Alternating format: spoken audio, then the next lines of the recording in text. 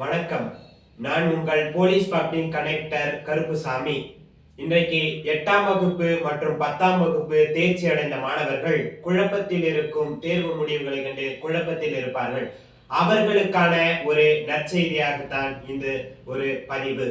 இன்றைக்கு தமிழ்நாட்டு முழுவதும் உள்ள அரசு தொழிற்பயிற்சி நிலையங்களில் மாணவர் சேர்க்கை நடைபெற்றுக் கொண்டிருக்கிறது.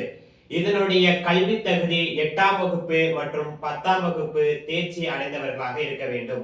இதன் வயது வரம்பு ஆண்களுக்கு 14 வயதிலிருந்து 40 வயதுக்கு உட்பட்டவர்களாக இருக்க வேண்டும்.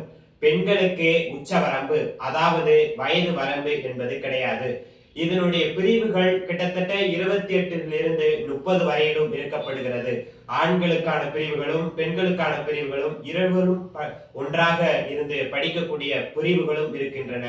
இதற்கு தனியார் துறைகளில் 1 அல்லது 2 வேலை வாய்ப்புகளை உருவாக்கி கொடுக்கிறது அந்த தொழிற்பயிற்சி நிலையம். மற்றும் அரசாங்க வேலைகளுக்கும் நாம் செல்லலாம் இந்த ஐடிஐ படித்துவிட்டு.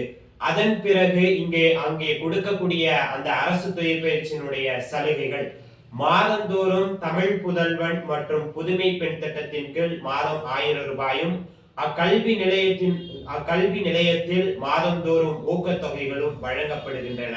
அதனோடு இலவச சீருடைகள், இலவச புத்தகங்கள், இலவச கால்நடைகள் போன்ற பல்வேறு திட்டங்களை அந்த அரசு தொழிற்பயிற்சி நிலையங்களில் எல்லா அரசு தொழிற்பயிற்சி நிலையங்களும் செயல்பட்டு கொண்டிருக்கின்றன.